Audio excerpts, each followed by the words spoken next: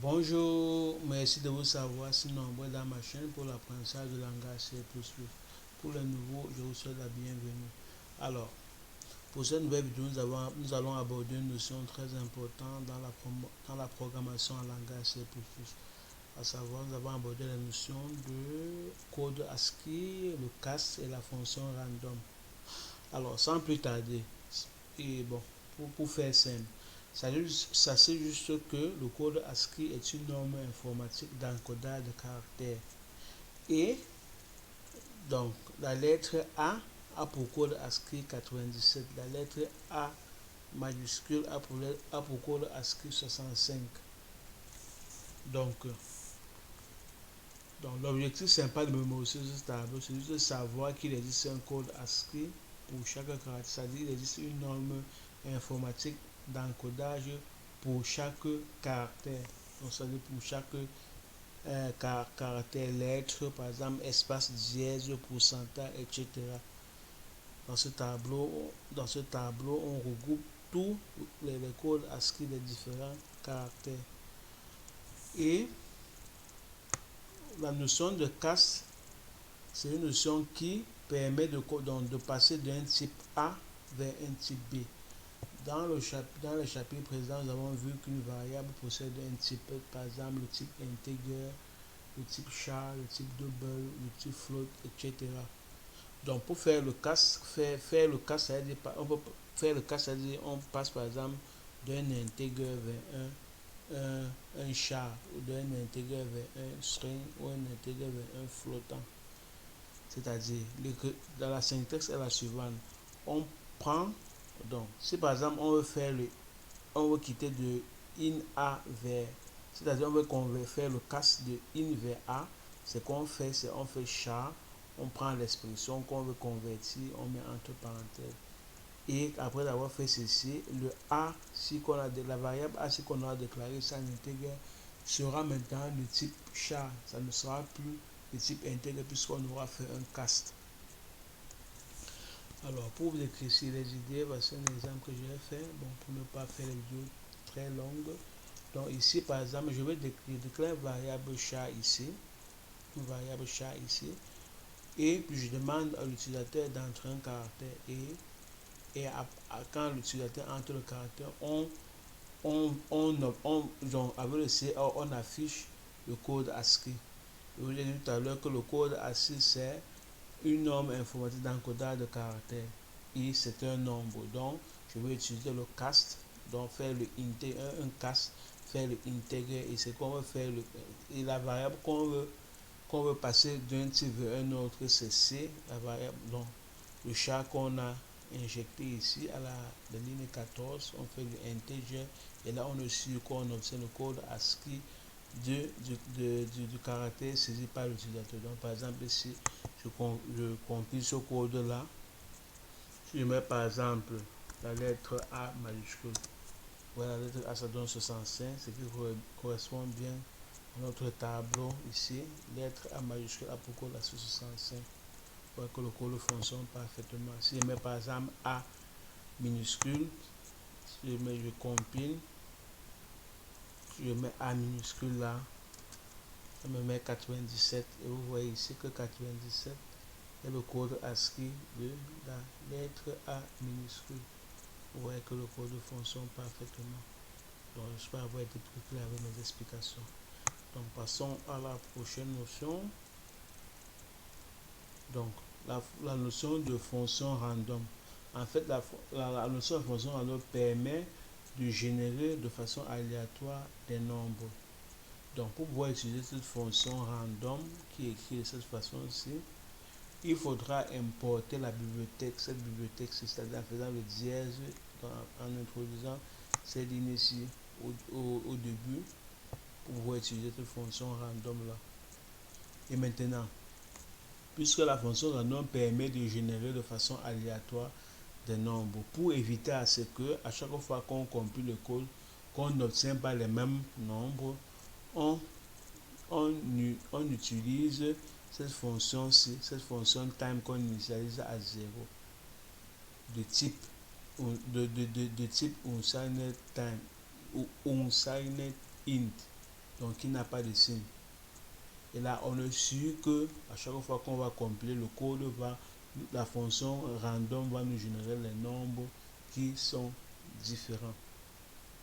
Et pour pouvoir utiliser cette fonction time là, il faudrait importer la bibliothèque ctime. Donc, c'est-à-dire en écrivant cette ligne ici, just include ctime ici, cette ligne ici. Et maintenant, si vous voulez générer un nombre dans un intervalle bien précis, c'est-à-dire un nombre, par exemple, de 1 à 10. Donc, un nombre qui est compris entre 1 et 10. Voici la formule ici. Donc le nombre généré, la formule est la suivante. On fait l'offset plus le range. Donc, l'offset est le point de départ de la gamme de nombres aléatoires et le range, le nombre de valeurs entre le premier et le dernier nombre aléatoire possible, y compris les limites. Donc, voici un exemple ici, dans mon code ici, que je veux attendre. Là, je mets ceci. Maintenant, en commentaire là, et puis j'essaie de compiler l'autre code. En fait, l'objectif, c'est d'éviter de faire des vidéos trop longues, très longues. C'est ça que je mets comme ceci. Pour éviter que... Là, et puis je te commente ceci. Je retire les commentaires. Par exemple, ce code ici, donc cette ligne ici, comme nous avons vu tout à l'heure, ça permet d'éviter à générer à chaque fois les mêmes nombres. Et puis, je vous ai dit, il faut penser à importer la bibliothèque. Dans la bibliothèque que j'ai importée ici, là. Et puis la fonction random. J'importe aussi la bibliothèque, c'est comme nous avons vu tout à l'heure. Et maintenant, ce que je fais, je vais générer les 10 nombres entre 10 et 100. Donc l'offset est toujours le premier nombre. Donc 100, on dit 100 et 200. Donc le premier nombre là, donc 100 là, on a dit l'offset, je prends l'explication, on a dit l'offset c'est le point de départ de la gamme de nombres. Alors je veux générer ici un nombre compris entre 100 et 200. Et le point de départ ici c'est 100.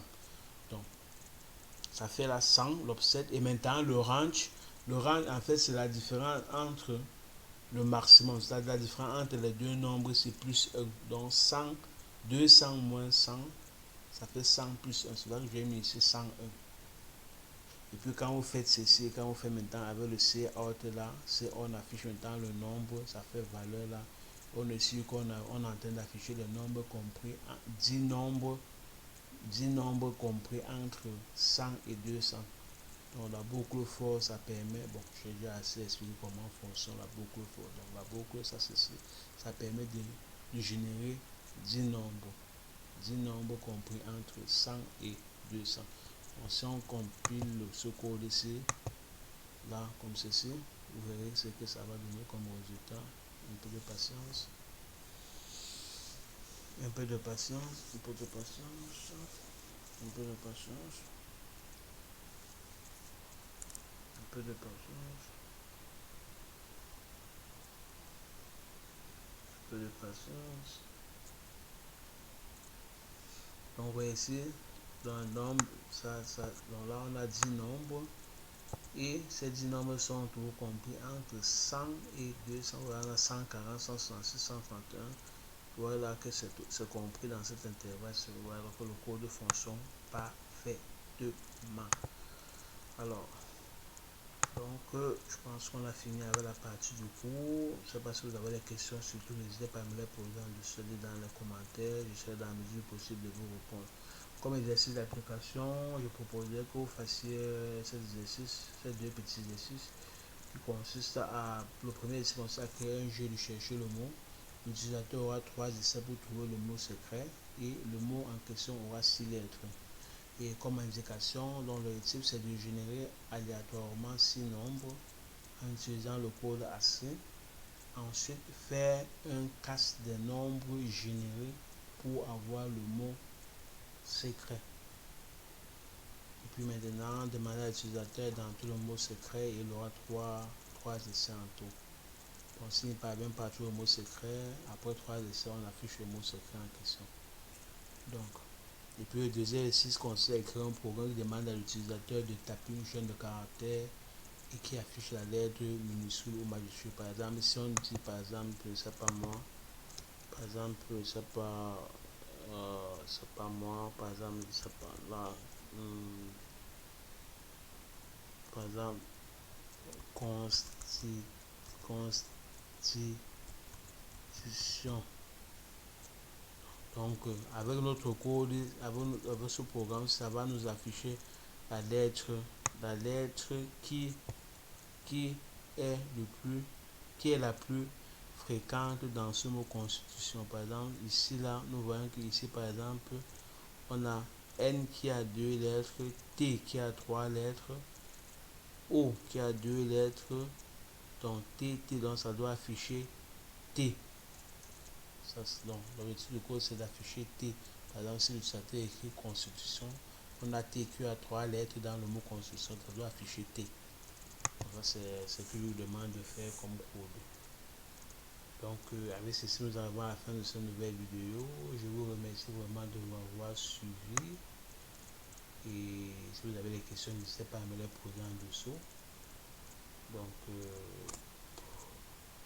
prenez soin de vous, car chaque jour est une nouvelle vie. Allez, ciao, ciao. Bye bye. Bonne journée. À la prochaine vidéo. Bye bye.